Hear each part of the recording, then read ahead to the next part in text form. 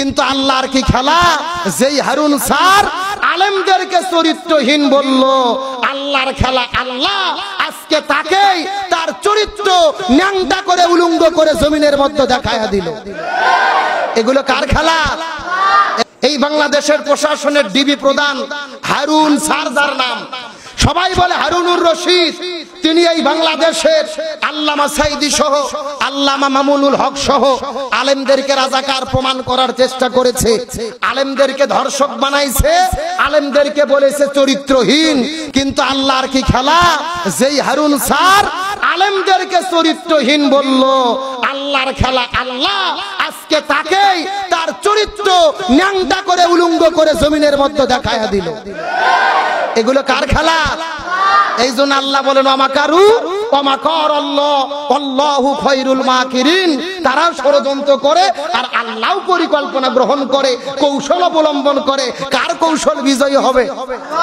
আল্লাহ বলেন আমি ধরি না, কিন্তু একবার ধরলে আল্লাহ কিছু সময়ের জন্য ছাড় দেয়, কিন্তু একেবারে ছেড়ে। যে হারুন স্যারকে আমরা দেখি ডিবি অফিসটা বানাইছে ভাতের হোটেল। কিসের হোটেল?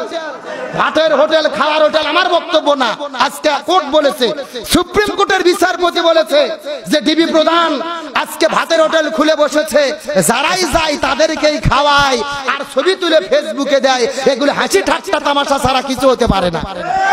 আমি যতটুকু জানি সে ভদ্র মানুষ, দেখতেও ভালো লাগে, চেহারা ফেস ভালো, কিন্তু তিনি খাওয়ান।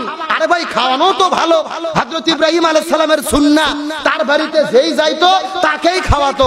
আপনি খাওয়ান আপত্তি নাই, কিন্তু খাওয়ানোর পরে ভিডিও করে ছবি তুলে ফেসবুকে প্রচার করা, এটা আদবি না বেয়াদবি? এখন আদবি না বেয়াদবি? মানে ও খাওয়াইয়া আবার মানুষকে ফেসবুকে দিয়ে দেওয়া দেখায়, এগুলো হাসি ঠাট্টা তামাশা ছাড়া কিছু হতে পারে? এই জন্য আমরা বলি হাসি ঠাট্টা তামাশা নয়, আল্লাহকে ভয় করুন। আলেমদেরকে বলেছেন রাজাকার, আজকে পুরো বাংলাদেশের ছাত্ররা হয়ে গেছে রাজাকার। ঢাকা বিশ্ববিদ্যালয়ে মিছিল হচ্ছে, তুমি কে আমি কে, রাজাকার রাজাকার। কে বলেছে? স্বৈরাচার। তোমরা আলেমদেরকে রাজাকার বানাইছো। আল্লাহর কি খেলা।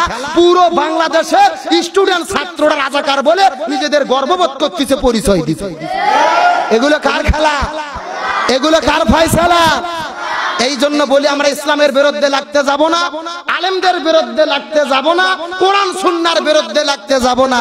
ইসলামের বিরুদ্ধে যারাই লাগে তাদেরকে কে ধ্বংস করে দেয়, হয় আল্লাহ জমিনেই তাদের শাস্তি দেবে, না হলে আখিরাতের শাস্তি তো আছে। আল্লাহর কোরআন বলেন ওয়াল্লাযীনা ইউযুনা রাসূলাল্লাহি লাহুম আযাবুন আলীম, আযাবুন আযীম। যারা রাসূলকে কষ্ট দেয়, আলেমদেরকে কষ্ট দেয়, এদের জন্য যন্ত্রণাদায়ক শাস্তি রয়েছে। কার ঘোষণা?